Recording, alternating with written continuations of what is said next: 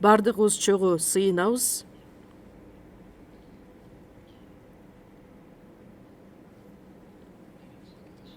Бизди сүйгөн, биздин ырайымдуу ыйык асмандагы Кудай Ата, Кудай, сиз белгилеп койгон бул дүйнөнүн акырында көптөгөн адамдардын ичинен бизди биринчилерден өзүңүзгө чакырып алып, куткарылууну берип, бул дүйнөдөн бизди өзүңүзгө чакырып, ыйыктап, сиз өз эркиңизди аткарган жыйынга алып келгендиңиз үчүн ар дайым сиздин иштериңизде биз биргеликте жакшы кабар үчүн тилалчаак болуп жашашыбызга ар дайым биз менен чогуу болгондугуңуз үчүн ыраазычылык билдиребиз.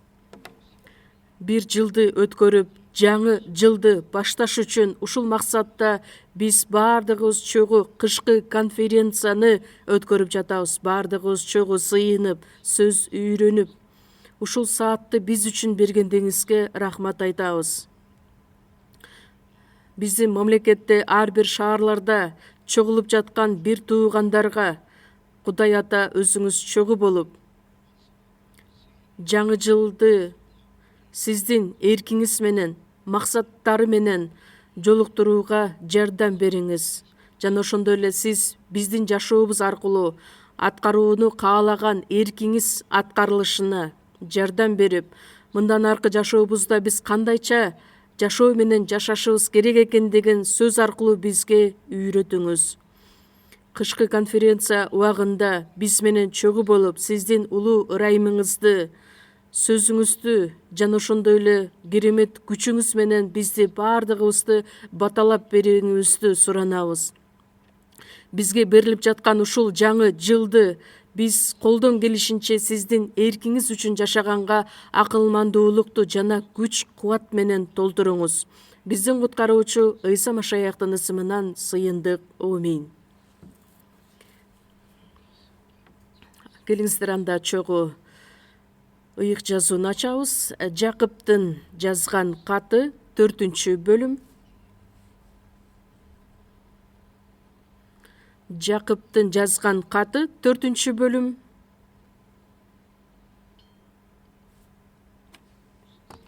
Жакып 4-бөлүм 13-аяттан баштап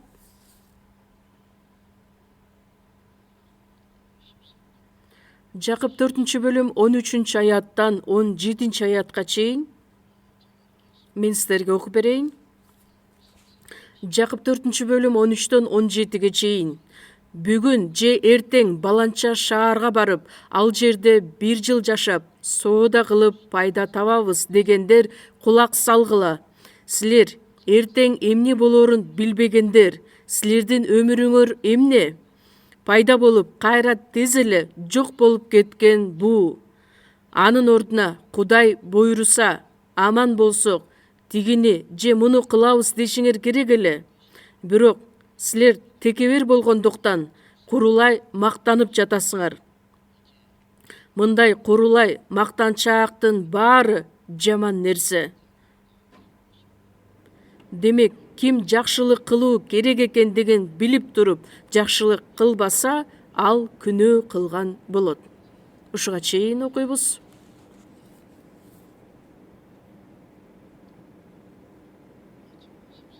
2024 жылы биздин теңир келеби деп күттүк эле, бирок келген жок.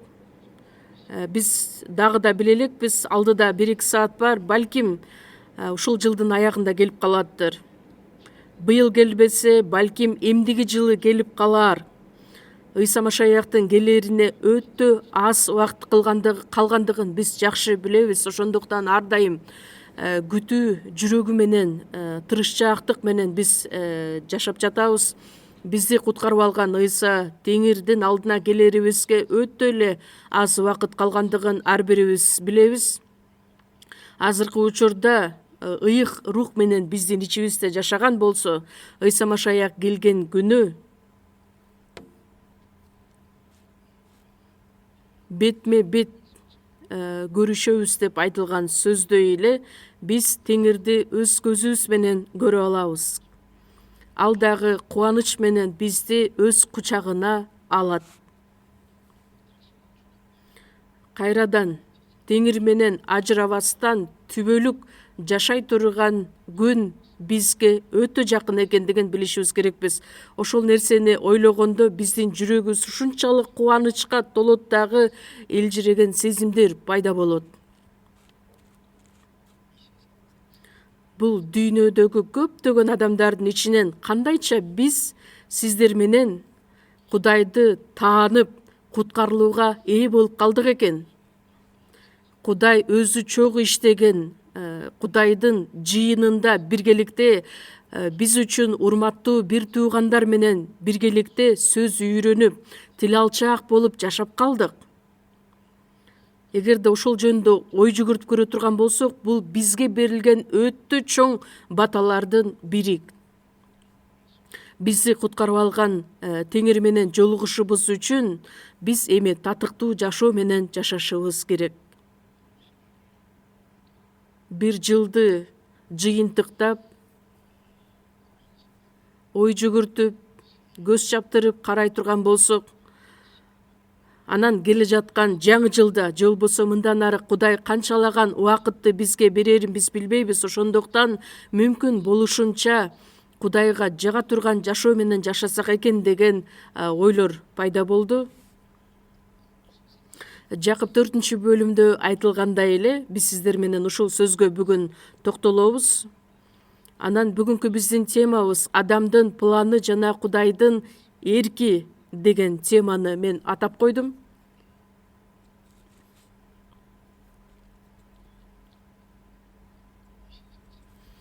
Бул дүйнөнүн адамдары өз каалоолору боюнча кандайдыр бир максаттарды коюшат. Анан бир ойлор менен алдыга умтулушат. Биз сиздер менен бул дүйнөнүн адамдарына окшоп эле жашаганга караганда биз куткарылган адамдардан болгондуктан куткарылуудан кийинки биздин жашоодо биздин ар бир максатыбыз, ар бир оюбуз Кудайга жага турган тилек, ой жана максат болушу керек экендигин биз жакшы билебиз. Ошондуктан эски жылды узатып отуруп, жаңы жылды тосоорубуздун алдында адамдын ою кандай, ошол эле учурда Кудайдын эрки кандай, ошого бир аз жакшылап ой жүгүртүп көрсөк кандай болот? Машаякчылар жаңы жылда Кудайдын эрки былтыркы биздин пландарыбыз кандай болду эле? Бардык учурда план болушу керек да. Анан ошол пландын бардыгы адам өзү үчүн пландарды коебу, же болбосо Кудайдын эркин аткарыш үчүн өзүнүн пландарын аткарганга аракет кылабы? Ошол жөнүндө ой жүгүртүп көрүшүбүз керекпиз. Жакып 4-бөлүмдөгү сөздөр машаякчылар бул дүйнөнүн адамдарындай эле, бул дүйнөнүн адамдары өз каалоосу үчүн, өзүнүн жеке жашоосу үчүн, ошол жашаган адамдардын жүрөктөрүн, ойлорун талкалаш үчүн айтылган сөздөр негизинде караганда. Ушул Жакып китеби жазылып жаткан учурда 1-кылымда бардык жолдор Римге алып барат деп айтылган эле. Европа, Түндүк Африкада көптөгөн өнүккөн шаарлар бар эле. Көптөгөн адамдар, соодагерлер бири-бири менен ошол жол аркылуу барып, соода иштери менен алек болушкан эле. Бирок ошол эле учурда машаякчылар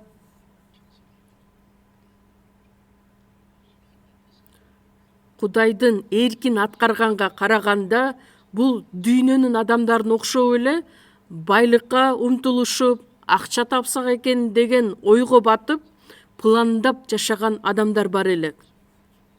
машаякчылардын ичинен дагы.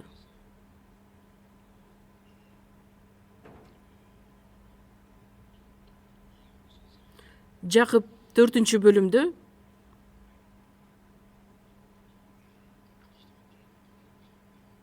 машаякчылар ошол дүйнөнүн адамдарынын ичинде өздөрүн кандайча алып жүрүшү керек экендигине байланыш болгон сөздөр жазылган. Ушул сөздөрдүн мазмунун карасаңыздар, бүгүн же эртең баланча шаарга барабыз да ал жерде жашап соода кылабыз, көп акча табабыз дегендер кулак салгыла. Силер эртең эмне болорун билбейсиңер. 1 жылдык план эмес, жада калса эртеңки күн эмне болорун билбейсиңер. Анткени силердин жашооңор пайда болуп кайра тез эле жок болуп кеткен буу сыяктуудай. Анын ордуна силер Кудай буйруса аман болсок, тигини же муну кылабыз дешиңер керек эле. Кудайдын эрки болсо, анда биз бир нерсе иш менен алек болобуз. Кудайдын эрки болсо, биз өлүп да калышыбыз мүмкүн.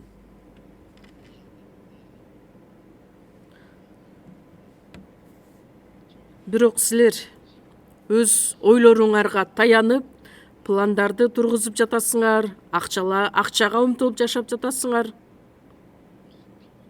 Бирок анын бардыгы курулай мактанчактык. Анын баары жаман нерсе деп Кудай басым жасап көрсөтөт. Андай боло турган болсо, машаякчылар эч кандай планыбыз жок эле, эч бир каалообуз жок, тилегибиз жок эле, соода менен да алек болбостон жашай бергиле деген сөзбү? Албетте андай мааниде жазылган жок. Машаякчылар да соода да кылышы керек, бизнес менен да алек болушу керек.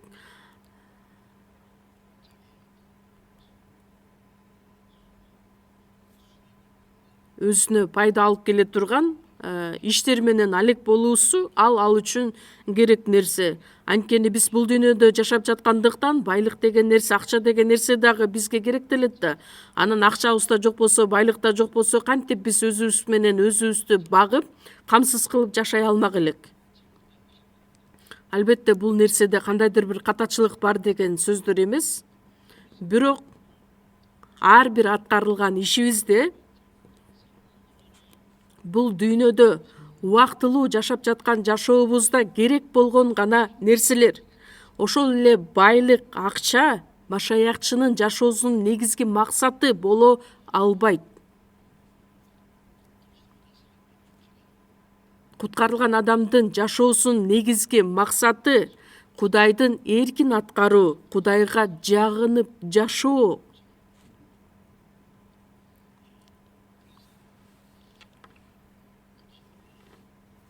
Ошол себептен куткарылган адамдар Кудайдын эркин биз кандайча туура таанып билишибиз керекпиз, жыйынтыгында Кудайдын эркин кандайча аткарышыбыз керекпиз.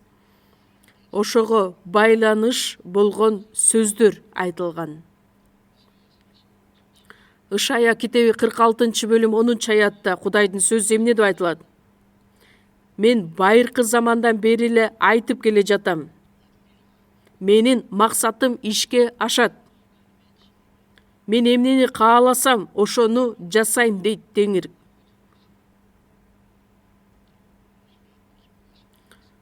Бул дүйнөдө эмне болоорун бардыгын алдын ала айтып келгем. Кудайдын эрки максаты кандайча ишке ашат? Бизди куткарыш үчүн Кудайдын жалгыз уулу Ыйса Машаяк бул дүйнөгө келиши керек эле. Бизге окшогон адамдын денесинде күнөөсүз Ыйса бул дүйнөгө келет дагы бүт дүйнөнүн күнөөсүн өз мойнуна жүктөп алган эле.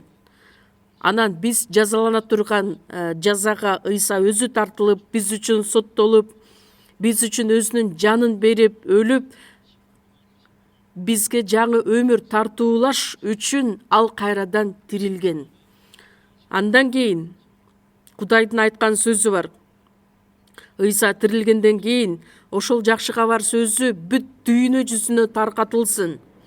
Куткарылган адамдар аркылуу Кудайдын улуу эрки аткарылышы үчүн эми ал ишти өз тапшырмасын адамдар аркылуу аткарат.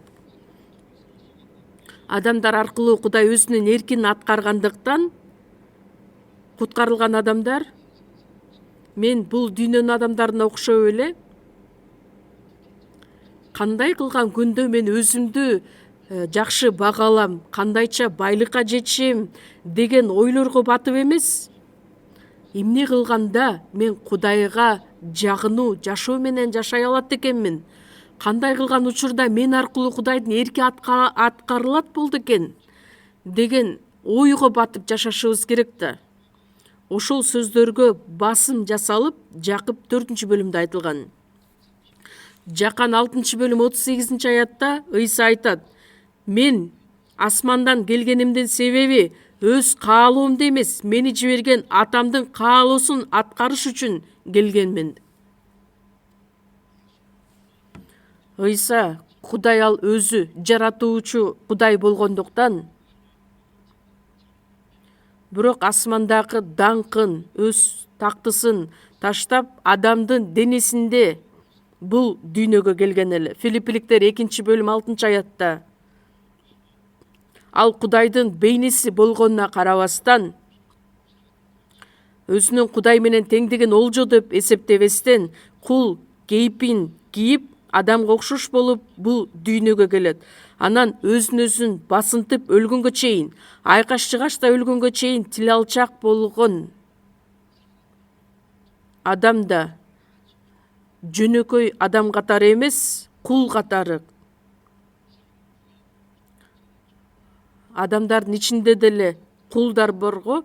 Кул деген ал эң ылдыйкы орундагы турган, кожоюнга, башка адамдарга кызмат кылуучу адам. Ошондуктан Ыйса бул дүйнөгө кул кейпин кийип, адамга окшош болуп өлгөнгө чейин, айкаш-чыгашта өлгөнгө чейин тил алчак болгон элек. Ыйса асмандан түшкөнүнүн себеби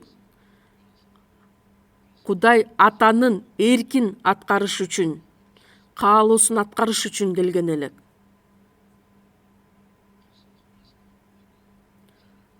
Анын аткарган иши аркылуу куткарылган биз пайда болдук. Куткарылганга чейин биз ата-энебиз аркылуу бул дүйнөгө төрөлүп, өз жашообуз менен жашап жаткан элек. Ал эми куткарылгандан кийин 1-Коринтуктар 6-бөлүм 19-аяттан баштап айтылгандай, силердин денеңер силердин ичиңерде жашаган ыйык рухтун ибадатканасы экендигин билбейсиңерби? Анткени силер кымбат баада сатылып алынгансыңар. Кудай менин денемди кымбат баада сатып алган. Ушул денени да биз Кудайдан алганбыз, ээ болгонбуз. Ыйса өз канын төгүү менен менин жанымды да куткарып алган. Ыйык рух азыр менин ичимде жашайт. Кудай Ата, Уул жана ыйык рух менин денемди дагы башкарып келет. Ошондуктан биз куткарылган адамдар бул дүйнөдө жашап жаткан учурубузда ар дайым Кудайдын эркине таянып аткарганга бүт аракетибизди жумшашыбыз керекпиз. Анткени Ыйса өзү айтып кеткендей, мен өз каалоомду эмес, мени жиберген атамдын каалоосун аткарыш үчүн асмандан түштүм. Анткени Теңир менин бүт жашоомдун кожоюну болду. Мени куткарып алган Машаяк үчүн жашаганым бул менин негизги жашоомдун максаты болуп саналат. Бирок куткарылган адамдардын ичинде Кудайдын эркин аткарып жашаганга караганда, бул дүйнөнүн адамдарына окшоп эле өз каалоосун аткарып жашаган, өз эрки менен жашаган адамдар дагы аз эмес.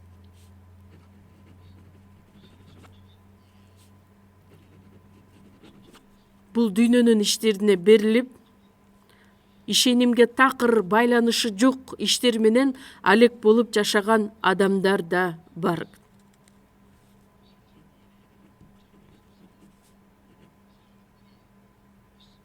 Андай адамдар жок эмес, бар. Ыйык жазууда ал адамдарды ашкерелей тургандыгы жөнүндө айтылган. Филиппиликтер 2-бөлүм 21-аятта баары эле Ыйса Машаякка жакканды эмес, өздөрүнө жакканды көздөшөт. Өз кызыкчылыгы үчүн.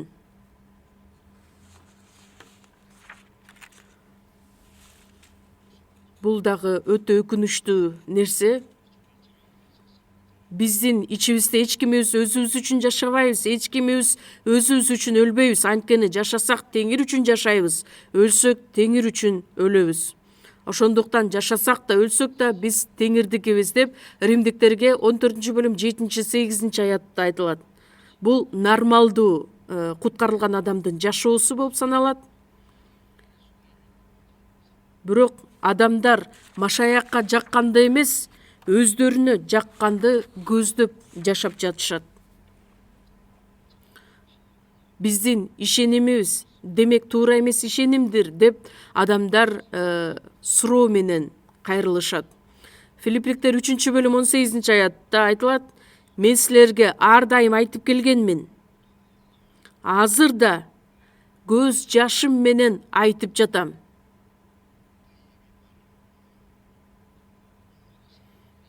Көптөгөн адамдар Машаяктын айкаш жыгачынын душмандары катары жашап жатышат. Элчи Павыл ишенген адамдардын арасында да туура эмес руханий жашоо менен жашаган адамдар бар болгондуктан аларга эскертүү катары же болбосо ашкерелөө сөздөрүн айткан эле. Буга чейин да айтып келгенмин, азыр да силерге көз жаш менен айтып жатам. Шунчалык жан дили менен айткандыктан көз жашын төккөнгө чейин ал кайрылып, суранып айткан эле. Алардын оңолушун каалоо менен көптөгөн адамдар Машаяктын айкаш жыгачынын душмандары катары жашап келе жатышат. Куткарылгандан кийин мен айкаш жыгачка Машаяк менен чогуу кадалганмын. Мен жашап жаткан жокмун, менин ичимде Машаяк жашап жатат. Теңир мен үчүн айкаш жыгачта кадалган эле. Чындыгында мен Машаяк менен чогуу айкаш жыгачка бирдей кадалган адаммын. Эски адам ал айкаш жыгачка кадалган. Эми мен жашап жаткан жокмун, менин ичимде Машаяк өзү жашап жатат. Демек, менин жашоомдун кожоюну Машаяк өзү, Теңир өзү. Ал менин кожоюнум болгондуктан менин жашоомдун башкаруучусу болушу керек. Бирок биз ага жол бербесек, өзүбүздүн каалаганыбыздай мурункудай эле дененин каалоосун аткарып жашаган болсок, анда биз да Машаяктын айкаш жыгачынын душманы катары жашап жаткандыгыбызды билдирет. Албетте, андай адамдар чындыгында куткарылганбы же жокпу деген суроо туулат. Чындыгында жеткилең түрдө куткарылган адам боло турган болсо, менимче ал андай жолго барбайт. Куткарылган күндө дагы бирок дененин каалоосун аткарып жашаган болсо, демек ал эски табиятынан арыла элек адам. 1-Кориндуктар 3-бөлүмдө элчи Павыл айтат: силердин араңарда дагы да дененин каалоосун аткарып жашаган адамдар бар. Кичинекей ымыркай балдардай. Эгерде алар жыйындын ичинде бекем сөз менен үйрөнгөн болсо, анда алардын жашоосу дагы өзгөрүлөт.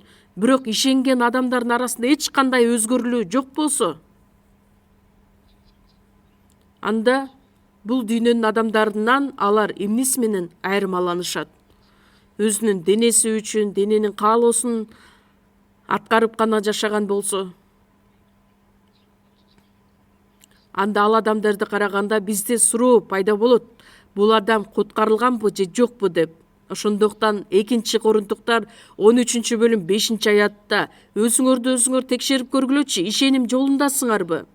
Силер ишенип жаткан ишеним туурабы же жокпу? Өзүңөрдү сынап көргүлөчү.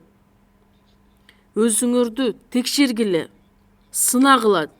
Биздин ден соолугубуз кандай акыбалда турат билишибиз үчүн биз диагностикадан өтөбүз, медосмотрдан өтөбүз го. Ошондой сыяктуу эле мен чындыгында куткарылган адаммынбы?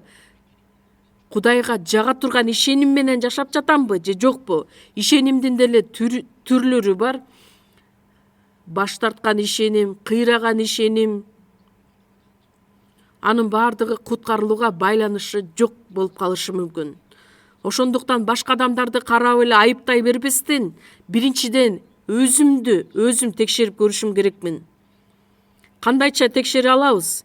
Ишеним уккан сөз аркылуу пайда болот. Ал эми уга турган сөз Кудайдын сөзү. Сөз аркылуу өзүбүздү сынап, өзүбүздү текшеришибиз керекпиз.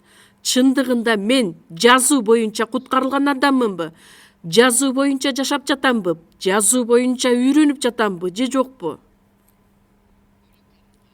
Кичинекей кезимде сүйлөгөн сөзү, кылган жоруктары баардыгы кичинекей балдардай болот. Ал эми чоңойгондон кийин анын кылган иштери, сүйлөгөн сөздөрү дагы өзгөрүлөт. Руханий жашоодо деле так ошондой. Жаңы куткарылган адам ал кичинекей баладай, бирок күндүн өтүшү менен анын ишеними дагы өсүшү керек.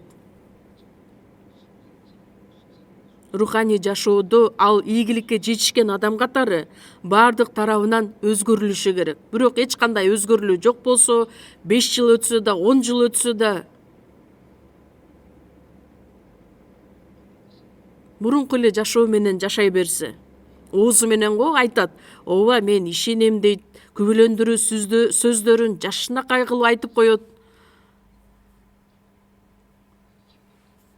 Теңири үчүн жашайм деген ою да бар. Бирок чындыгында иш жүзүндө алардын баардыгы аткарылган жок. Ошол адамдарга көздөп элчи Павыл кайрылып айтат. Ар бир адамга кайрылып айтамын, азыр да көз жаш менен айтып жатам. Анткени көптөгөн адамдар Машаяктын айкаш чыгачынын душмандары катары жашап келгендиктен. Туура эмес кылган иштерин көрсөтүп бериш үчүн. Лука жазган жакшы кабарда Ыйсанын айткан сөздөрү бар. Пес оорусуна чалдыккан 10 адамды Ыйса баардыгын айыктырат.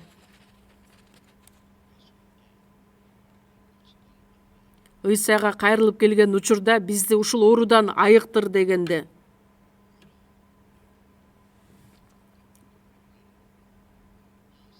Пес оорусунан айыккан адам ыйык кызмат кылуучуга барып, мен айыктым деп өз күбөлөндүрүшү керек эле.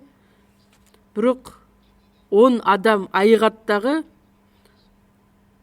ону бирдей айыгышат, тазаланышат.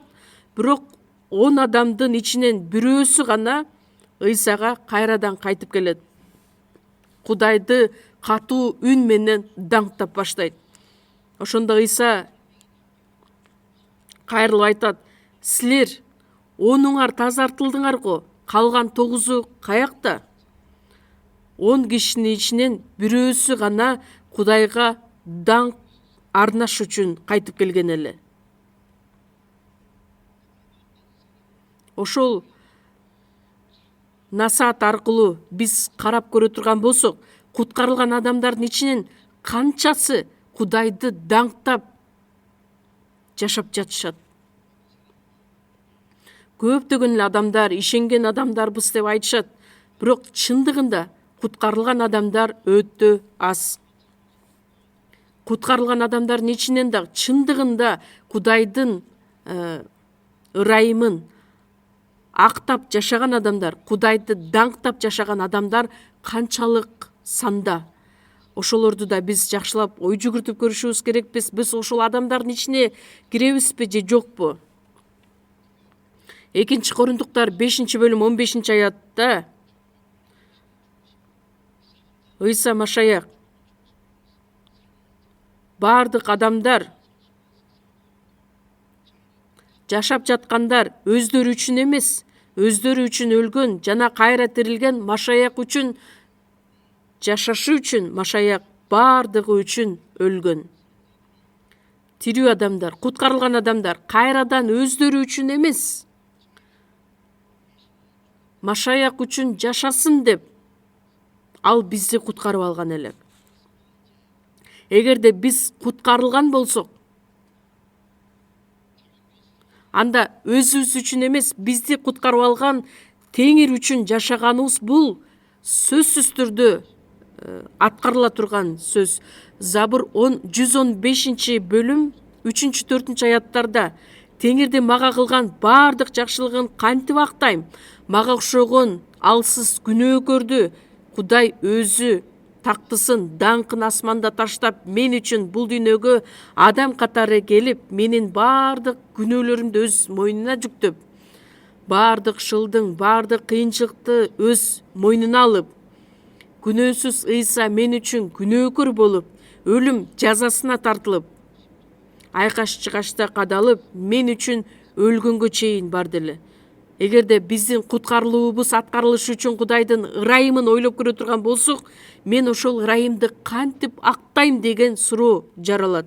Теңир үчүн биз 100 жолу өлсөк дагы актап бүтө албайбыз.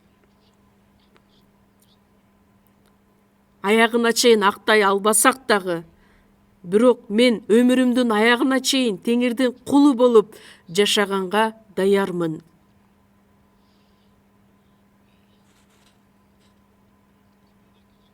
Куткарылганга чейин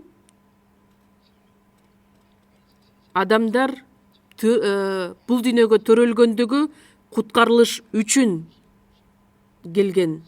Ал эми Ыйса түбөлүк өмүрдү элдерге тартуулаш үчүн келген. Адамдардын төрөлгөнү ошол түбөлүк өмүргө ээ болуш үчүн. Ал эми куткарылгандан кийин эмне үчүн жашайт адам? Кудайдын эркин аткарыш үчүн,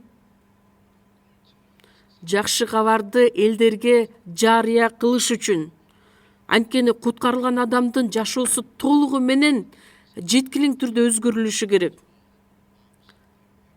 Куткарылдым деп, бирок анын жүрөгү да, ою да, кылган иштери дагы ошол бойдон калса, анда ал туура эмес жашоо болот. Кудайдын ырайымын түшүнгөн адам кайрадан ал эч качан өзү үчүн жашабайт. Мен үчүн өлгөн, мага түбөлүк өмүр берген Теңир үчүн жашай алат.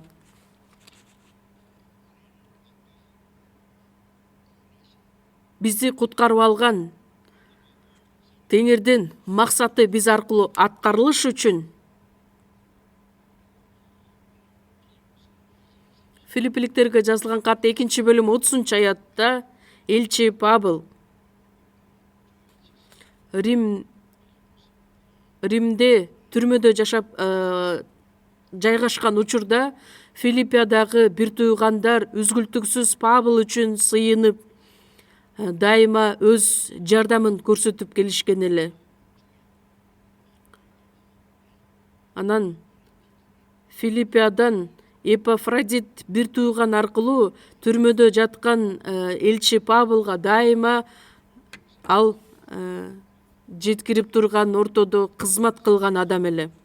Ошондуктан элчи Павыл Филиппиликтерге жазылган кат 2-бөлүм 30-аятта Эпафродит жөнүндө айтат: силерди жоктотпой мага кызмат кылыш үчүн ал өз өмүрүн тобокелге салды. Машаяктын иши үчүн өлүмгө да баш байладык. Бирок Эпафродит бир тууган гана эмес, Филиппиядагы жайгашкан бардык бир туугандар да Эпафродитке окшоп өз өмүрлөрүн тобокелге салышкан эле. Теңир үчүн жашаган адамдар болгондуктан азыркы учурда куткарылган бир туугандар Теңир үчүн, Машаяк үчүн, анын иштери үчүн өзүнүн өмүрүн дагы аябастан кызмат кылып келе жаткан бир туугандар өтө көп экенин мен жакшы билем.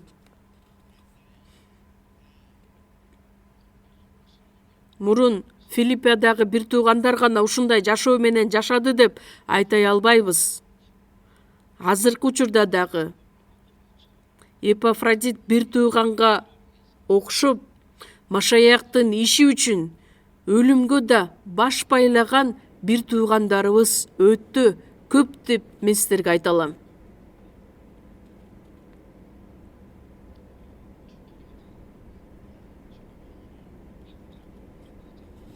Өлгөнгө чейин өз жанын аябастан теңир үчүн кызмат кылган адамдар мурунда азыр дагы өтө көп. Забур 31 бөлүм 8-аят. Бул аятты жаттадыңыздар беле? Жатка айта аласыздарбы?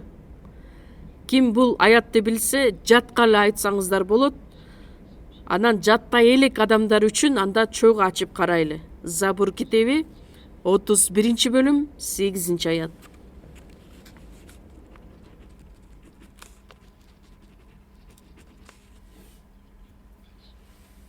Анда чогуу окуш керек болуп калды го, Забур китеби 31 бөлүм 8-аят. Чогуу окуйбуз. Сени акылга келтирем. Кайсы жол менен жүрүшүң керек болсо, ошол жолуга салам. Сени башкарып жүрөм. Менин көзүм сенин үстүңдө. 9-аят. Баш ийдириш үчүн жүгөн, ооздук сала турган аттай, акылсыз качырдай болбогула. Кудайдын сөзү. Мен сага сен бара турган жолду көрсөтөм, ошол жолго салам. Даңктуу ырындадылар алат го, сен бара турган жолду сага ачып көрсөтөм. Ыйык жазуу биз бара турган жолду бизге көрсөтөт. Ошол жол менен басышыбыз үчүн үйрөтөт. Анан ошол жол менен биз туура бара жатабызбы же жокпу? Кудай өзү карап турат. Ыйык жазуу аркылуу биз кандайча жашашыбыз керек аркылуу үйрөнөбүз го. Биз бара турган жолду бизге Кудай өзү көрсөтөт дагы, чынында эле ошол жол менен бара жатабызбы же жокпу? Кудай өзү көз салып карап турат. Анан бизди өзү жетектейт. Акылсыз качырдай болбогулат. Аттын оозуна ооздукту салып коюшат.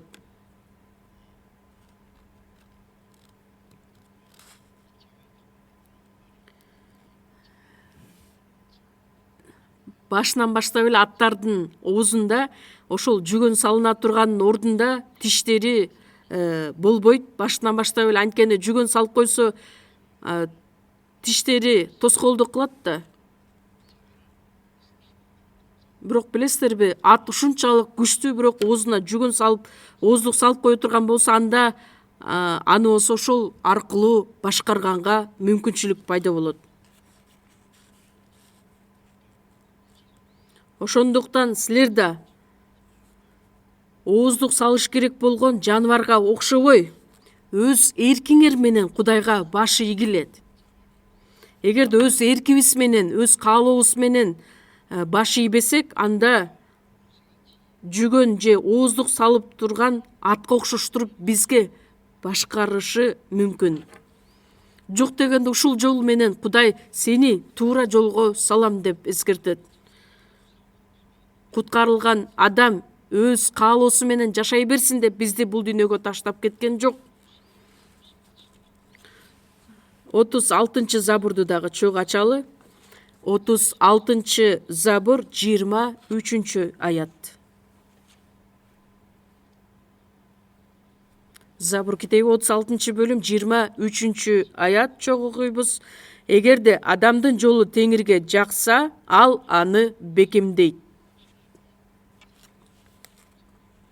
Кудай өзү Машаякчынын жолун белгилейт.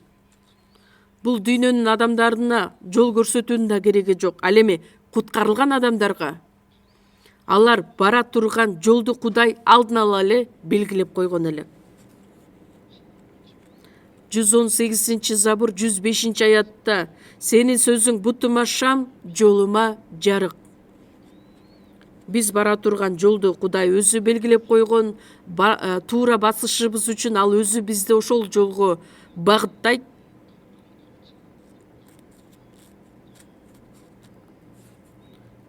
Кайсы жол менен жүрүшүң керек болсо, ошол жолго салам. Куткарылган адамдын кадамын Кудай өзү бекемдейт. Кудай ошол жолду белгилеп койгондагы биз ошол туура жол менен бара жаткан болсок, Кудай биз үчүн кубанат. Ыйык жазууну изилдеп жаткан учурда биз бара турган жолду Кудай өзү ачыктап көрсөтүп берет. Бизди контролдоп карап турат. Ошол жол менен барышыбызды Кудай өзү каалайт.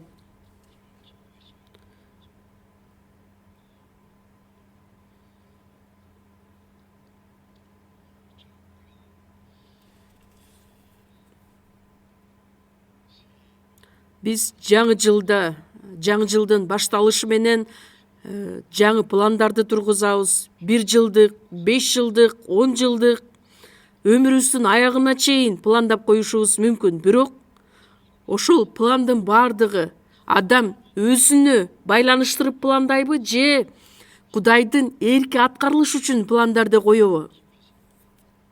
Ошол жөнүндө терең ой жүгүртүп көрүүбүз керек.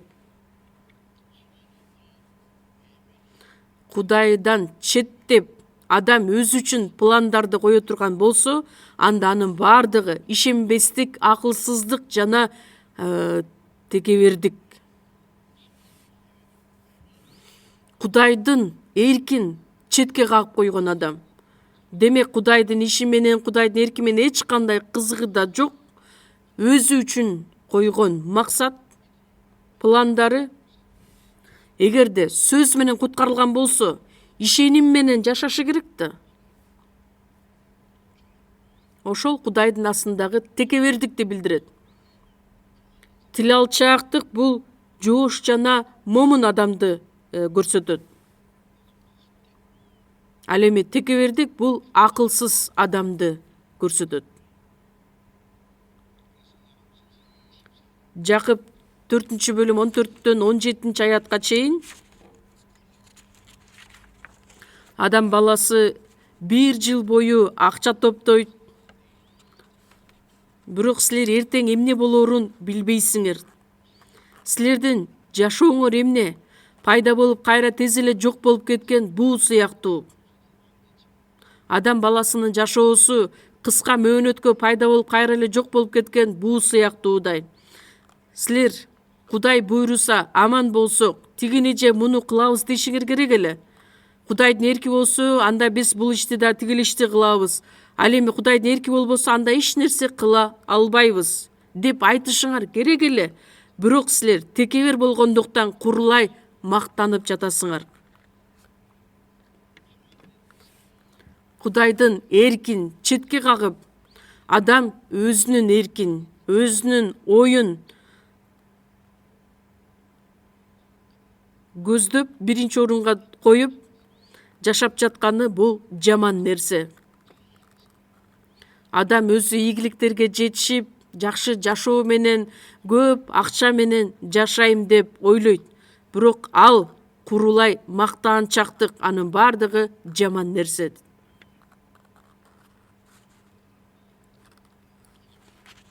Мурда күнү Муан аэропортунда Чежу авиа каттамы өзүңүздөргө белгилүү болгондой самолет жарылып кетип, ичинде жайгашкан 179 адам көз жумду.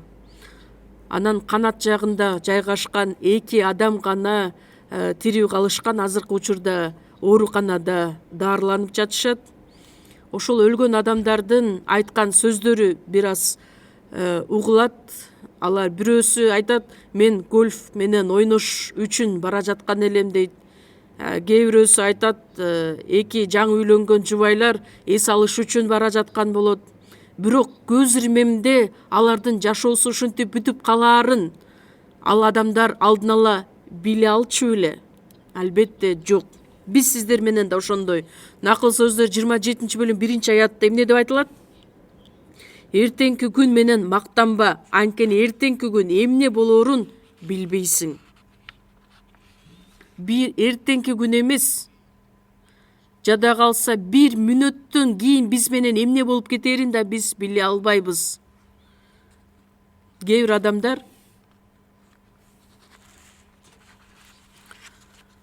университетти аяктайт дагы, анан кийин аспирантура, магистратурасын баардыгын бүтүрөт дагы, эми ата энесинен ала турган байлыгына да ээ болот. Анан өзү жактырган кызга үйлөнөм деп бүт пландардын баардыгын коюп университеттен ал бүтүрүү аземине катышып, букет гүлдү колуна кармап эшикке чыгып бара жатып, такси машина уруп кетет дагы, ал ошол жерден көз жумат. Көз ирмемде ал көздөгөн пландары баардыгы кыйрап калды. Биз бир күндүн ичинде эмне болуп кетерин эч кимибиз билбейбиз. Бул баардыгыбызга тиешелүү. Азыр дүйнөгө көз чаптырып карасаңыздар, бир күн, бир тынчтык жашоо барбы? Тынч жашоо. Кайсыл жерге барбаңыздар, сөзсүз түрдө кандайдыр бир көйгөйлөр, кооптуу жашоо жок. Анткени бул дүйнөдө биз түбөлүк жашабайбыз. 1 Петр китеби 4 бөлүм 7-аятта айтылат: баардык нерсенин аягы жакын, ошондуктан акылдуу болгула жана сыйынуу үчүн сергек болгула. Бул дүйнөнүн акыры келип калды. Ошондуктан бизге Кудай айтат, сергек болгула, кайрадан келе турган Ыйсаны күткүлө. Кудай менен жолугушубуз үчүн биз өзүбүздү даярдашыбыз керекпиз. Жакып китеби 1 бөлүм 10-11 аяттарда силер байыган адамдар, силердин байлыгыңар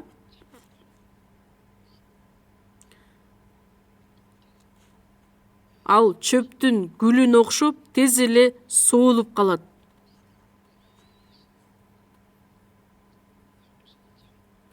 Жакып 1 бөлүмдө 24-аятта да ар бир адам чөп сыяктуу, анын даңкы да талаа гүлүндөй, чөп куурайт, гүл соолуйт деп айтылат.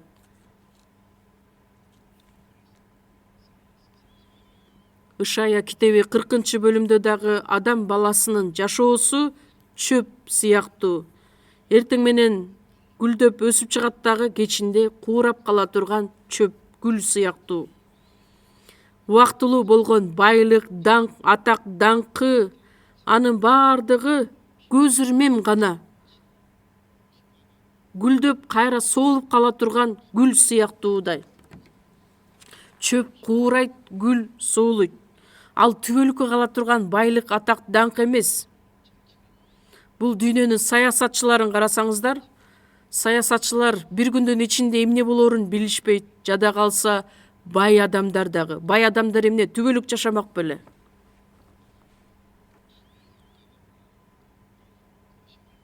Адам чөп сыяктуу. Анын баардыгы курулай убаракерчилик экендигин биз жакшы билишибиз керекпиз. Аюп китеби 8 бөлүм 9-аятта Аюп пайгамбар айтат: биздин жердеги өмүр көлөкө сыяктуу. Көлөкө деген эмне? Кичинекей көз ирмемге пайда болот да анан бат эле жок болуп кетет го. Ошондой сыяктуу эле бул дүйнөдөгү биздин өмүрүбүз ошол көлөкө сыяктуу. Забур китеби 38 бөлүм 5-6 аяттарда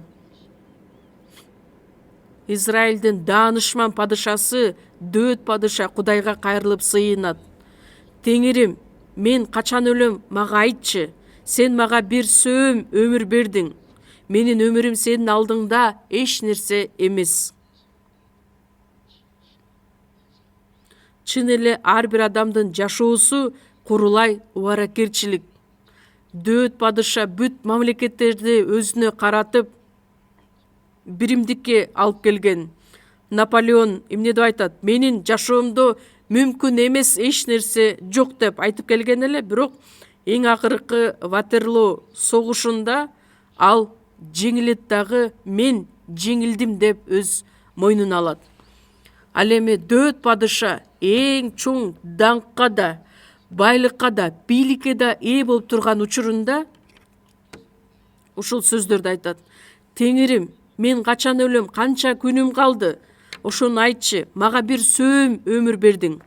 Бир сөөм деп бул алаканды көрсөтөт. Алаканга кумурсканы коюп кое турган болсок, ал басып барып ошо бойдон өлөт. Адам баласынын жашоосу да курулай убаракерчилик. Бул дүйнөдө дагы атак, даңк, байлык, бийликке ээ болдук деп жарыя кылган адамдарга көз артуунун да кереги жок. Анткени алардын байлыгы убактылуу гана.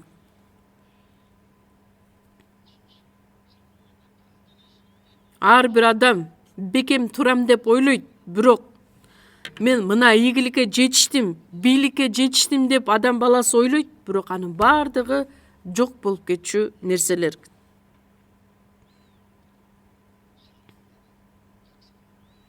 Ар бир адамдын өмүрү көлөкө сыяктуудай. Адамдын бардыгы дүнүйө жыйнайт, бирок анын бардыгы кимге калаарын билбейт.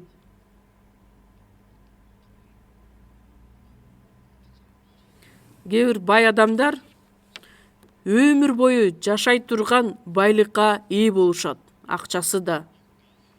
Америкада акыркы учурда эң бай адам ким? Америкадагы эң бай адам ким? Баланча деп койбойсуздарбы? Илон Маскты айтсак болот.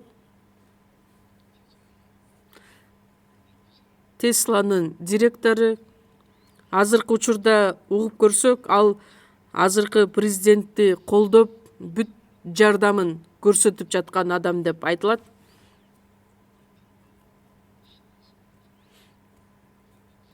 Ал учурда ал өтө бай адаммын деп өзүн эсептейт, бирок анын байлыгы мындан ары канчага чейин узартылат, созулат. Америкадагы тарыхта карап көрө турган болсок, бай адамдар узак жашоо менен жашашкан эмес, алар тескерисинче батыраак өлүшөт.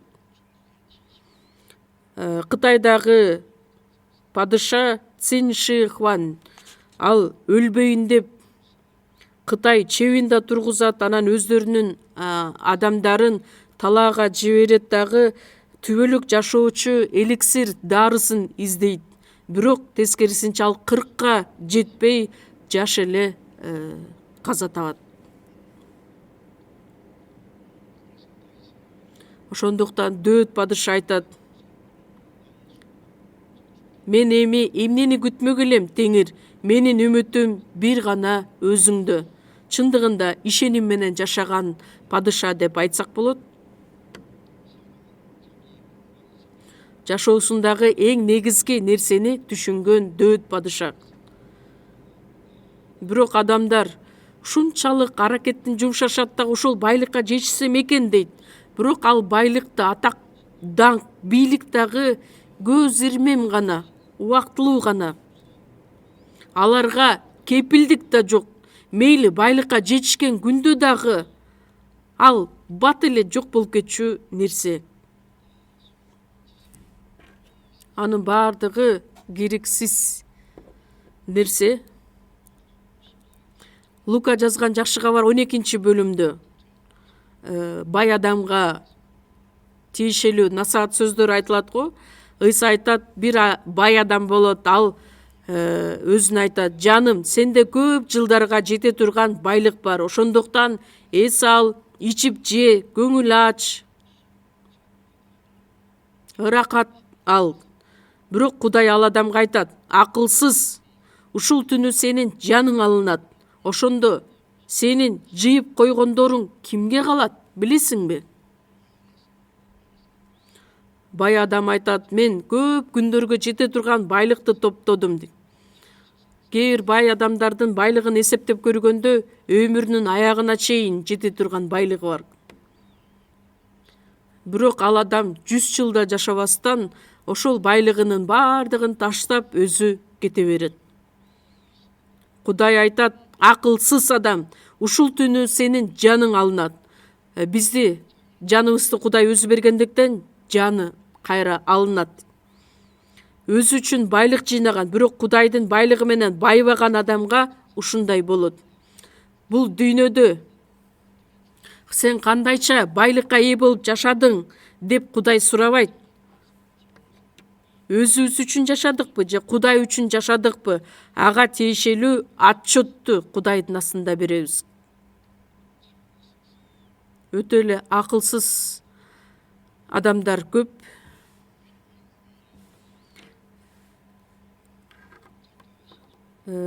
Эрнест Хемингуэй деген жазуучуну билесиз.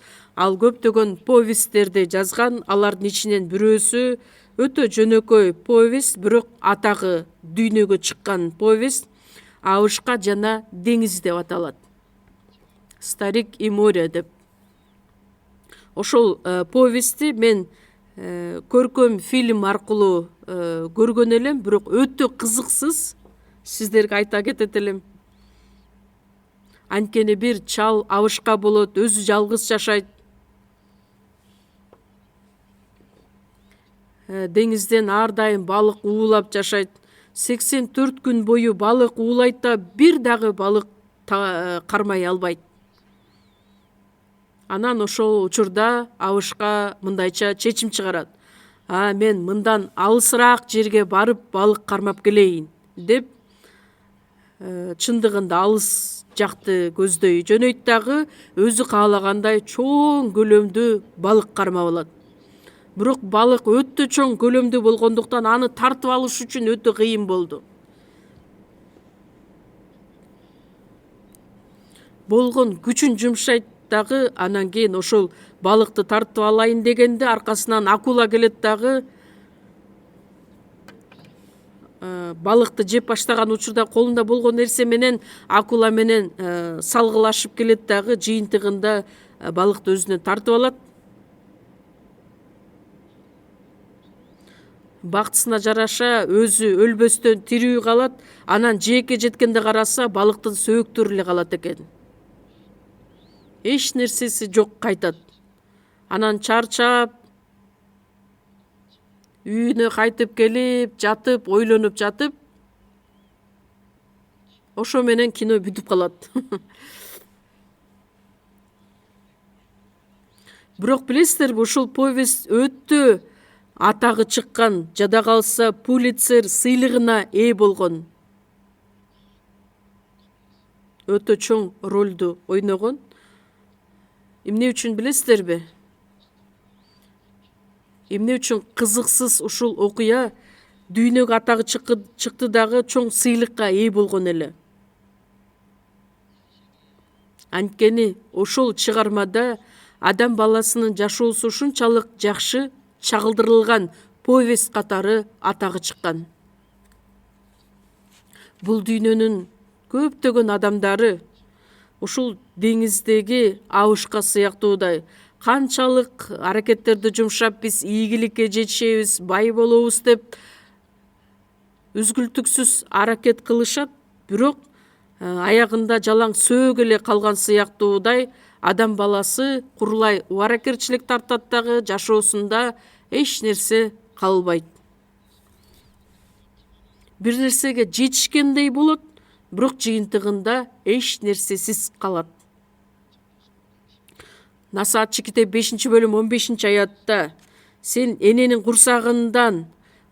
курсагынан кандай келсең, ошондой кетесиң.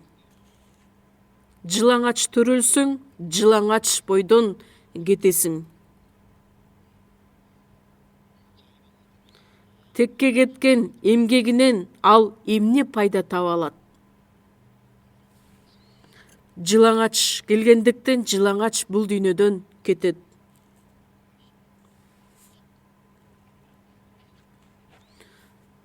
Колуна эч нерсе алып келген жок, эч нерсе алып да кетпейт.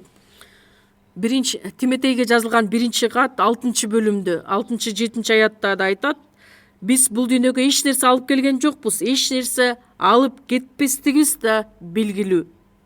Ошондуктан кийгенге кийимибиз, ичкенге тамагыбыз болсо, ошого ыраазы бололу. Бул дүйнөгө эч нерсе алып келбегендиктен эч нерсе алып да кете албайбыз. Бирок адамдар ушунчалык ачкөз болгондуктан 1000 жыл жашай тургандай бүт байлыкты дагы, дүйнөнү дагы өз үчүн топтойт.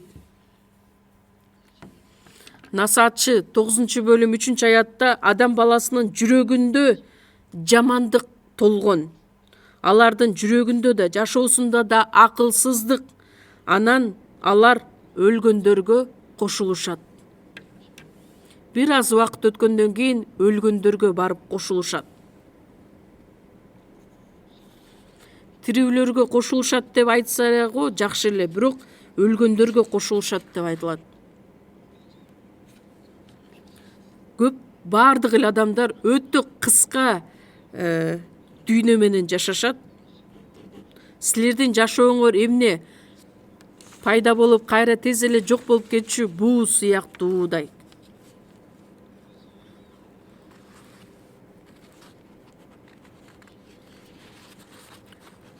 Забур китеби 89-бөлүм 4-аятта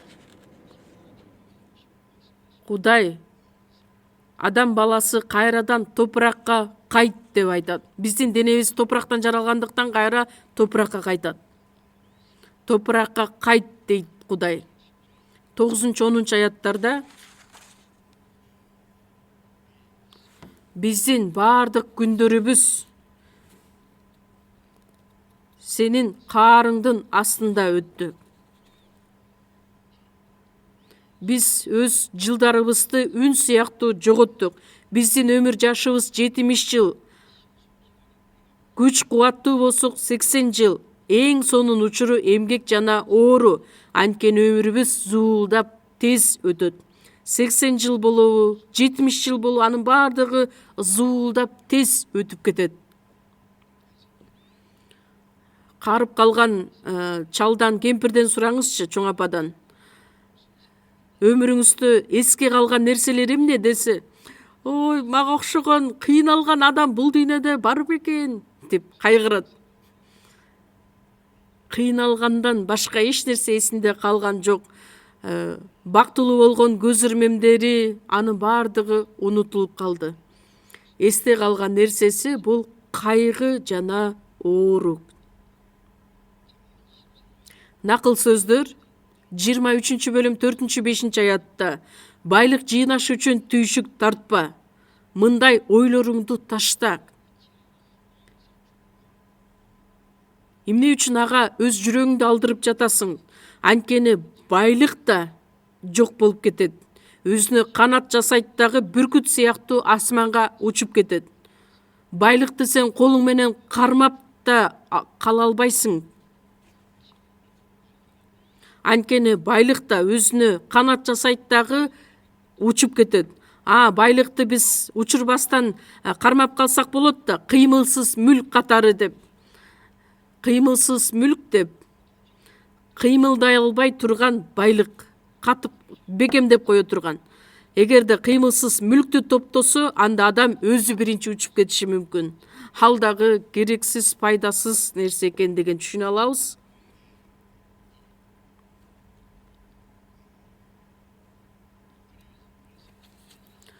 Тиметейге жазылган 1-кат 6-бөлүм 17-аятта бул дүйнөгө жана дүйнөнүн байлыгына ишенүүгө болбойт. Байлыкка дагы таянуунун кереги жок, анткени ал бүркүт сыяктуу канат жасайт дагы асманга учуп кете берет.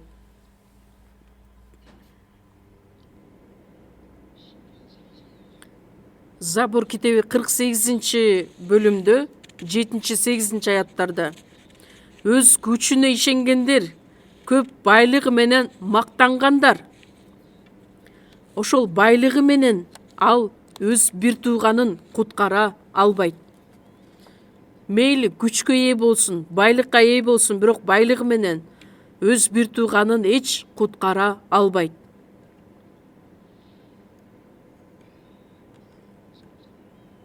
Байлыгы менен, акчасы менен адамдын жанын куткара алууга мүмкүн эмес.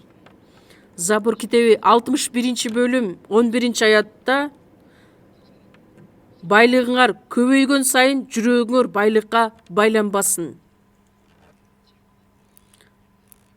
Байлыгың көбөйгөн күндө дагы жүрөгүң байлыкка байланбасын. Накыл сөздөр 11 бөлүм 28 аятта да айтылат. Байлыгына таянган адам эмне деп айтылышы мүмкүн? Кулайт дейт. Ким байлыкка таянып жашаса, ал адамдын жашоосу кыйрайт. Пастор, чынында эле ошондой сөз бар бекен деп таң калбагыла. Чынында бар бекен, анда чогуу карап көрөлү. Чогуу ачабыз. Накыл сөздөр 11 бөлүм 28 аят.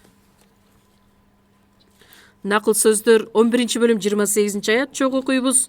Байлыгына таянган адам кулайт. Ал эми адил адамдар жалбырактай көгөрүшөт. Байлыгына таянган адам кулайт дейт. Байлыгына таянса, анда анын жашоосу кыйрайт. Анда куткарылган адамдар биз байлыкка таянышыбыз керекпи же Кудайга таянышыбыз керекпи? Эгерде байлыкка таяна турган болсок, ошол байлыкты да Кудай бизден тартып алат. Элчи Павыл: мен бай болсом да, кедей болсом дагы, бай болгон учурда мен ошол байлык менен ыраазы болуп отуруп калбастан, байлыкты Кудай үчүн жумшаганды билиш керек. Эгерде кедей болгон учурда, анда Кудайга таянганды үйрөнүшүбүз керек. Ошондуктан куткарылган адамдарга Кудай байлыкты да берет, кээ бир учурда кедей да кылат. Кээ бир учурда берет, кээ бир учурда алат, тартып алат. Мыйзамды кайталоо 8 бөлүмдө Кудай Израиль элин Мисир жергесинен куткарып алат дагы 40 жыл бою алар чөлдө жашашат. Чөлдө жашап жаткан учурда алардын ата бабалары да билбеген манна менен азыктантты. Кээ бир учурда аларды суу саткан, кээ бир учурда аска ташынан суу чыгарган. Кудай ар дайым бизди тарбиялайт. Кээ бир учурда бизге байлык да берип текшерет, кээ бир учурда ал байлыкты алып да текшерет. Кээ бир учурда бизди бай кылат, кээ бир учурда кедей кылат. Кудайдын эркин аткарып жашай турган болсок, анда биз баардык жашоодо Кудайга таянып жашасак, Кудай өзү биз үчүн баардык нерсе менен камсыз кылып берет. Еврейлерге жазылган кат 11 бөлүмдө Муса жөнүндө айтылат. Муса Машаяк үчүн кордук көрүүнү Мисирдин байлыгынан да артык байлык деп эсептеген. Муса Ыйса келгенге чейин 1500 жыл мурун жашаган адам эле. Бирок келе турган Машаякка ишенген Муса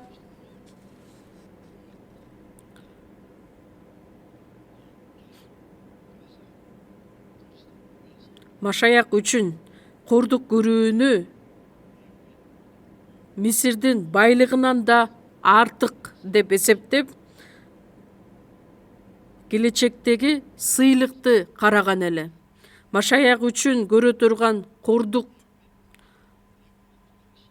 Мисир жергеси ошол учурда дүйнө жүзү боюнча эң бай мамлекет эле.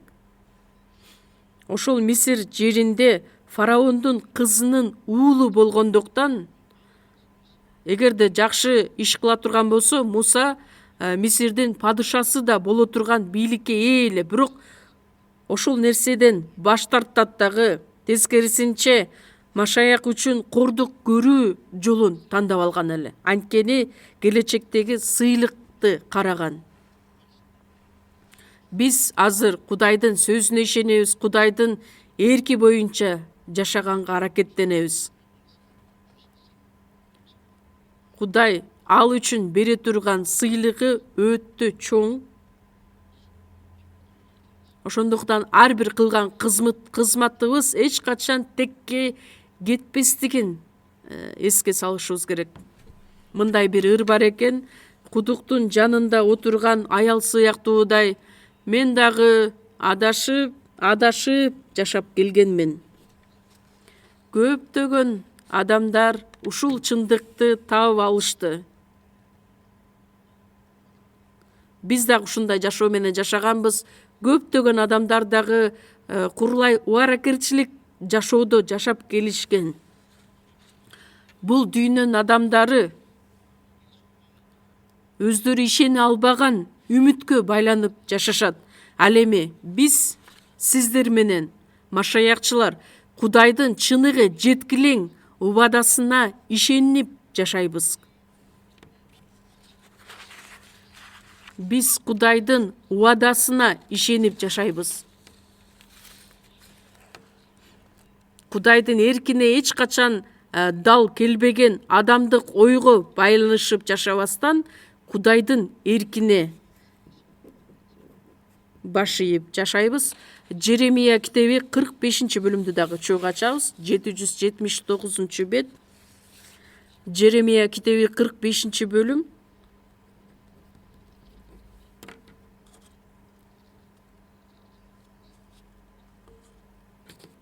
Жеремия китеби 45-бөлүм 5-аят.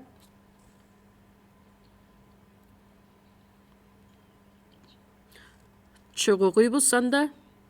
Сен болсо өзүңө чоң нерсени сурап жатасың. Сурабагын, анткени мына мен ар бир адамдын башына мүшкүл түшүрөм. Ушуга чейин эле окуйбуз, жетиштүү. Сен болсо өзүңө чоң нерсени сурап жатасың. Адам чоң иштерди пландап жатат. Аны сурабагын. Адам өзү үчүн чоң максаттарды коюп жатат. Кудай айтат, жок, аны сурабагын. Мен ар бир адамдын башына мүшкүл түшүрөм. Кудай күнөө үчүн дайыма каарын төккөн Кудай. Акырына чейин Кудайдын сөзүнө баш ийбеген адамдар үчүн Кудайдын каардуу соту күтүп турат. Ар бир адамдын башына мүшкүл түшүрөм. Биз эмне иш кылбайлы, баардыгын Кудай үчүн аткарганга аракет кылышыбыз керекпиз. Өзүбүз үчүн эмес, өзүбүздүн кызыкчылыгыбыз эмес. Бирок кээ бир учурда машаякчылар Кудай жок болгондой, Кудайдын балдары эмес сыяктуудай үмүтсүз адамдардай, бул дүйнөнүн адамдарындай жашап жаткан учурлары өтө көп. Андай жашаганга мүмкүн эмес экендигин Кудай бизге түшүндүрүп берет. Буга чейин биз кандай жашоо менен жашадык, өзүбүздү текшерип, анализдеп көрөлүчү. Эми мындан ары кандай жашоо менен жашайбыз? Жашасак да, өлсөк дагы Теңирге жагып жашашыбыз үчүн. Кандай мүшкүл болсо да, кандай кыйынчылык болсо дагы аягына чейин Теңир үчүн таянып жашай турган болсок, анда биз үчүн Кудай өзү жардам берет.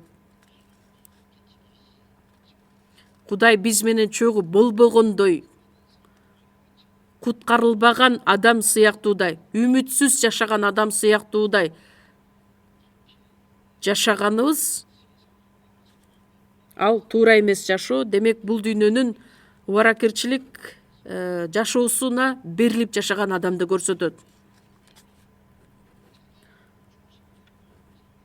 Кудайдан четтеп, өзү үчүн, өзүнүн кызыкчылыгы үчүн жашаган адамды билдирет.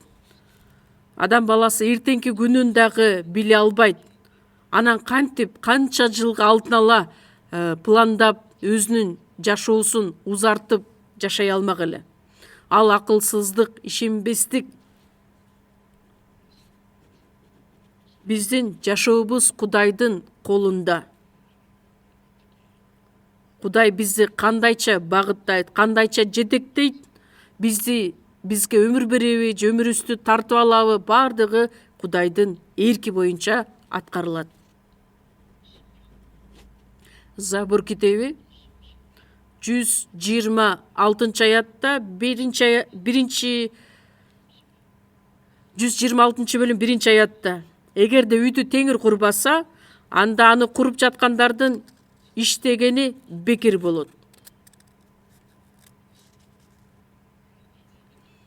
Биз Кудайдын жардамы жок болсо, анда эч нерсе кыла албастыгыбызды туура билишибиз керекпиз. Эмне кылбасак да, эмне иш менен алек болбосок дагы, Кудайга жага турган жашоо менен жашаганга аракет кылышыбыз керекпиз.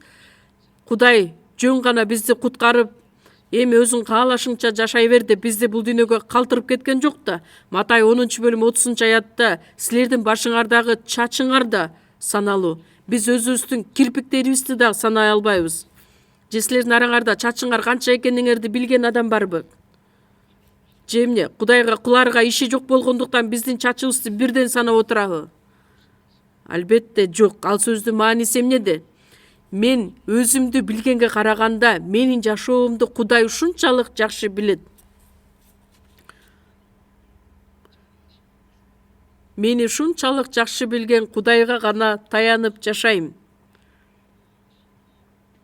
Ал мага жардам берери мен анык билем. Ар дайым биз үчүн кам көрөт.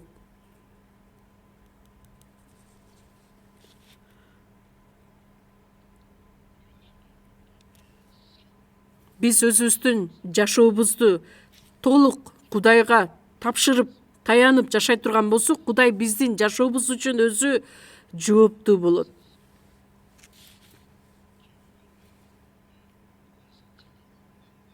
Кудайдын жетеги жок. Өзүбүздүн каалообуз менен максаттарды кое турган болсок, анда Кудайды четтеп, тетигил жака өзүнчө бөлүп коюп, өзүбүздүн ойлорубуз менен жашаганыбыз бул курулай убаракерчилик жана курулай мактанчаактык экендигин билдирет.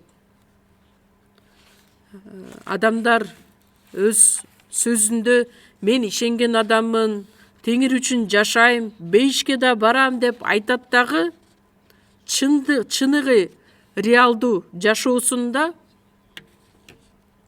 бул дүйнөгө берилип, дүйнөгө таянып жашайт. Ошол жашоодон ыраазы болуп, ыракат алып жашаганга умтулат. Бирок биз өзүбүздү билгенге караганда, Кудай бизди ушунчалык жакшы көрүп да турат. Биздин башыбыздагы чачыбызды гана санабастан, биздин оюбузду да Кудай түздөн түз көрүп турат. Биздин жүрөгүбүздөгү болгон нерселерди, ойлорубузду да. Бизге жардам берген, бизди жетектеген Кудай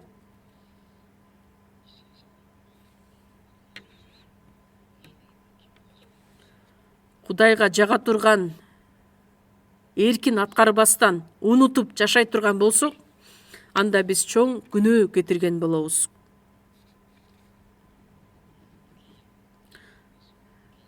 Айып китебин чогуу ачалычы, анда 23-бөлүм.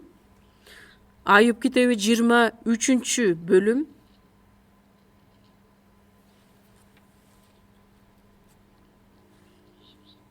Айып 23-бөлүм 13-14 аяттар.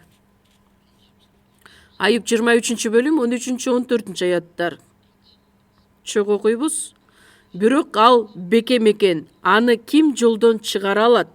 Ал өз жүрөгүнүн каалаганын жасайт. Ошон үчүн ал мага эмнени белгилеп койсо, ошону орундатат. Анын ушуга окшогон ойлору көп. Ал бекем экен, Кудай жөнүндө айтылат. Аны ким жолдон чыгара алат? Ал өз жүрөгүнүн каалаганын жасайт. Кудайдын эркин эч ким өзгөртө албайт. Анткени ал каалаганын аткарат. Кудай эмнени каалаган болсо сөзсүз түрдө ал аткарылат. Ошон үчүн ал мага эмнени белгилеп койсо ошону орундатат. Бул сөздүн мааниси эмне? Ар бир адамга тиешелүү Кудайдын өзүнүн эрки бар. Ар бир куткарылган адам үчүн ал өзү эмнени белгилеп койсо ошону орундатат. Ыйсанын 12 шакирти Жүйүт Искариот башынан баштап эле Ыйсаны сатып жибере тургандыгы жөнүндө, Ыйсадан баш тарткандыгы үчүн тозокко бара тургандыгы жөнүндө, элчи Петр 3 жолу Ыйсадан баш тарта тургандыгы жөнүндө, бирок өз күнөөсүн мойнуна алып, өлүмүнүн аягына чейин Теңир үчүн жашай турган жолду белгилеп койгон. Элчи Павлды бутпарастардын элчиси катары 14 китепти жазып, эң акырында Римде 2 жыл кызмат кылып, андан кийин баш алынып өлтүрүлө тургандыгы жөнүндөгү Кудайдын белгилеп койгон эрки эле. Элчи Жакан, анын бир тууганы Жакып 12 шакирттин ичинен эң биринчи башы алынып өлтүрүлгөн адам. Демек, ал адамга дагы Кудай өзү белгилеп койгон ошол эрки эле. Бирок элчи Жакан эң акырына чейин аян китебин дагы жазган. Ага белгиленген Кудайдын эрки бар эле. Демек, ар бирибизге тиешелүү Кудайдын өзүнүн аткара турган эрки бар. Ошон үчүн ал мага эмнени белгилеп койсо ошону орундатат. Анын ушуга окшогон ойлору көп.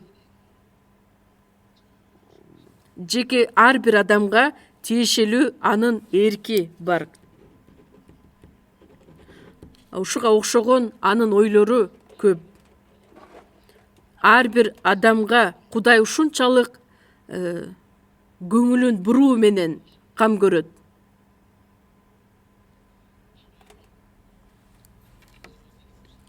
Мага окшогон адамга Кудай кандайча көңүлүн бурмак эле деп ойлошубуз мүмкүн.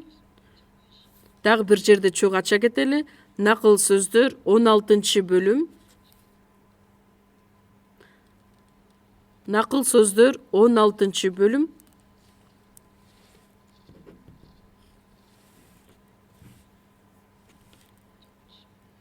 Накыл сөздөр 16 бөлүм 9 аят. Чогуу окуйлу. Адамдын жүрөгү өз жолун ойлонуштурат, бирок анын кадамын Теңир багыттайт. Адам өз жүрөгү боюнча ар кайсы нерсени ойлонуштурат, бирок анын кадамын Теңир багыттайт. Адам өзү үчүн пландайт, максаттарды коет, бирок бардыгы Кудайдын эрки боюнча аткарылат. Анын кадамын Теңир өзү багыттайт. Ошол эле накыл сөздөр 19 бөлүмдү дагы чогуу ачабыз, 21 аят. 19 бөлүм 21-ди чогуу окуйбуз. Адам жүрөгүндө көп нерсени ниет кылат, бирок Теңирдин белгилеп койгону гана ишке ашат.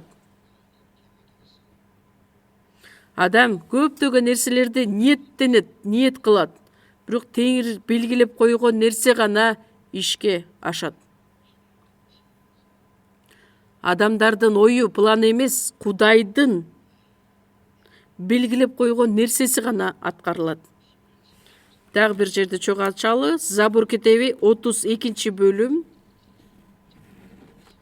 Накыл сөздөргө чейинки китеп Забур китеби 32 бөлүм 10 жана 11 аяттар. Чогуу окуйбуз. Теңир бутпарастардын кеңешин бузат, элдердин ойлорун жок кылат. Ал эми Теңирдин кеңеши түбөлүктүү, анын жүрөгүндөгү ойлор укумдан тукумга кетет. Бардык бутпарастардын кеңешин бузат. Адамдар, дүйнөнүн элдери ар кандай мындайча кылабыз, тигиндейче кылабыз деп пландарды коюшат. Бирок Кудай айтат, элдердин ойлорун жок кылам деп. Көптөгөн элдердин кеңешин бузат. Адамдар өзү үчүн кандай иштерди ишке ашырууну каалабасын, бирок Кудай алардын бардыгын жок кылат. Кудайдын кеңеши түбөлүктүү. Анын жүрөгүндөгү ойлор укумдан тукумга кетет.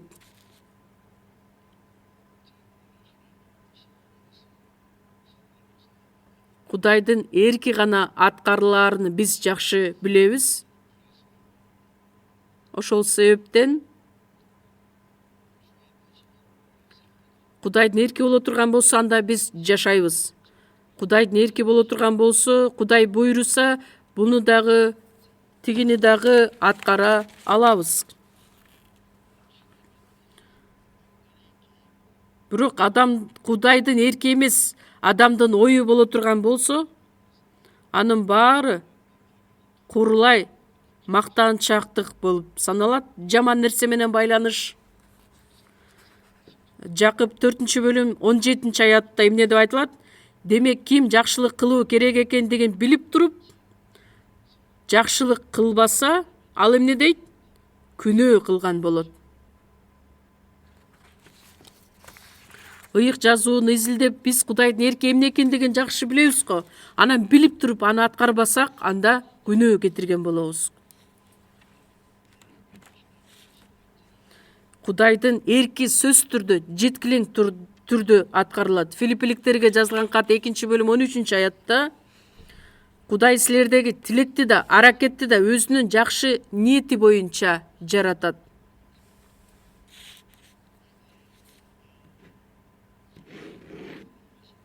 Биздин ичибиздеги ыйык рух аркылуу аткарган анын куткарылган адамдын ичинде ыйык рух жашайт. Ыйык рух жөн эле отура бербестен, ар бир Кудайдын эркин түшүнүшүбүз үчүн, Кудайдын эрки боюнча жашашыбыз үчүн бизди жетектейт, бизди ошол жолго багыттайт. Биздин руханий жашообуз мындан ары дагы өсүшү үчүн, ийгиликтерге жетишибиз үчүн менин өмүрүмдөгү бир гана жалгыз каалоом бар. Бул дүйнөдөн кайтканымда Теңир менен жолугууну каалайм. Жашасам да, өлсөм да. 2-Корунтуктар 5-бөлүм 9-аятта элчи Павыл айтат: денебизде жашасак да, денебизден чыгып кете турган болсок да, Теңирге жагууга аракеттенип жатабыз. Жашасак да, өлсөк дагы өзүбүз үчүн эмес, Теңирге жагууга аракеттенебиз. Эмне үчүн? Анткени биз сөз түрдө Машаяктын сот тактысынын алдына келишибиз керекпиз. Ар бир адам денеде жашап жаткан учурда жаман же жакшы иштерибизге жараша тиешебизди алыш үчүн. Куткарылган адам сөз түрдө Машаяктын сот тактысынын алдына келиши керек. Куткарылбаган адам канчалык чоң күнөө кетирди, ошол кетирген күнөөсүнө жараша түбөлүк тозокко барат, оттуу көлгө түшөт дагы ошого жараша тиешесин алат. Ал эми куткарылган адам бул денеде жашап жаткан учурда канчалык деңгээлде Кудай үчүн жашады, же болбосо кайсыл учурда өзү үчүн жашады. Кудай үчүн жашаган нерсе жакшы жашоо, өзү үчүн жашаган жашоо бул жаман иш. Куткарылганга чейин баардык нерсе өтүп кетти, баардыгы эски болду. Эми куткарылгандан кийин биз жаңы адам болдук. Куткарылган күндөн тарта Машаяктын алдына келген күнгө чейин баардыгы эсептелет. Машаяк үчүн жашаган жашообуз гана, кылган иштерибиз гана калтырылат. Ар бир адам кылган иштерине жараша тиешесин алат. Аян китеби 22-бөлүм 12-аятта: мына мен жакында келем, ар бир адамга иштерине жараша бере турган сыйлыгымды ала келем. Ар бир адамга, жеке ар бир адамга, жалпы сыйлык деген нерсе жок. Биздин жыйында деле баардык эле адамдар бирдей диакон болушат, аксакал болушат, кызматчы болушат. Кызматчы болбосо деле башка иштер менен алек болгон бир туугандарыбыз өтө көп.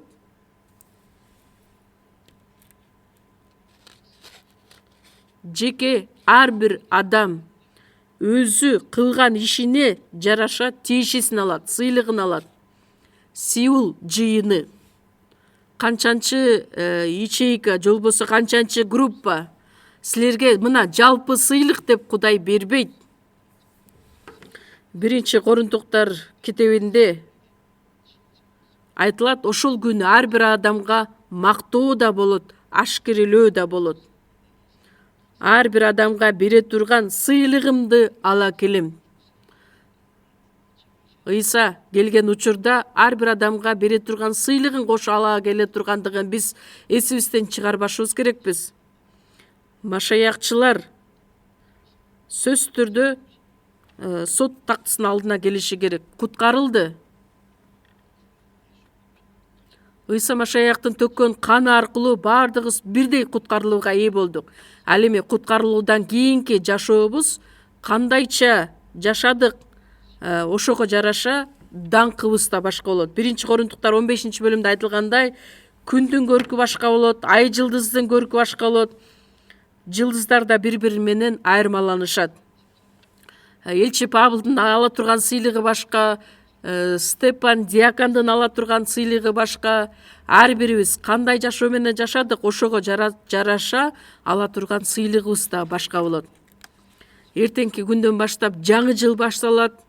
Бүгүнкү күнгө чейин мейли биз жакшы жашай албасак да, бизге берилген убакыт үчүн биз ыраазы болушубуз керекпиз. Теңир үчүн жашай ала турган убактыбыз дагы да бар экендигине биз ыраазы болушубуз керекпиз. Эмне үчүн Ыйса батыраак келбей жатат? Биринчи себеби куткарыла элек адамдарга дагы да мүмкүнчүлүк бериш үчүн. Кудайдын чыдамдуулугу силердин куткарылып калышыңар үчүн. Дагы экинчи себеби куткарылган адамдар теңир үчүн жашап өз сыйлыктарын алып калсын, даңкка ээ болсун, мактоого ээ болсун деп биз үчүн дагы ал чыдамдуулук менен күтүп турат. Биз үчүн кызмат кылышыбыз үчүн, иштешибиз үчүн дагы да мүмкүнчүлүктөрдү берип жатат деп айтсак болот. Бирок Кудайдын күтүп жаткан убактысы дагы өз аягына келип жетет. Экинчи дагы бир себеп 2025 жыл бизге берилген эң акыркы мүмкүнчүлүк деп белгиленсе, анда кандай жашоо менен жашашыбыз керек болот? Буга чейин туура эмес жашаган жашообузду анализдеп, ой жүгүртүп, Кудайдын колуна тапшырып, анан быйылкы жылы Кудайга жага турган татыктуу жашоо менен жашаганга бүт күч аракетибизди жумшап, анткени Ыйсанын келерине өтө аз убакыт калды, чогуу сыйыналык. Ырайымдуу биздин Кудай Ата. Биз Кудайдан алыстап, күнөөгө баткан адамдардан элек, бирок өз ырайымыңызды биз үчүн тартуулап, биз жазалана турган жазага Ыйса жазаланып, соттолуп, анын башынан өткөргөн баардык кыйынчылык, кордуктардын негизинде биз куткарылууга ээ болгондугубуз үчүн ыраазыбыз. Биздин денебизде, жаныбыздагы баардыгы Ыйса Машаяктын төккөн каны аркылуу кымбат баада сатып алгандыктан, мындан аркы жашообузду бир гана сизди даңктап жашашыбыз үчүн, бул дүйнөнүн убаракерчилик жашоосу үчүн эмес, өзүбүз үчүн эмес, сиз каалаган, сиз аткарууну каалаган эркиңиз үчүн жашаганга ар бирибизге жардам берип, мүмкүнчүлүк бериңиз. Сиздин алдыңызда келгенде ашкерелөөгө, уят карууга калбастан, даңкка, сыйлыкка ээ болушубуз үчүн жардам бериңиз. Мындан аркы калган жашообузду бир гана сиздин колуңузга тапшыруу менен Ыйса Машаяктын ысымынан сыйындык. Аминь.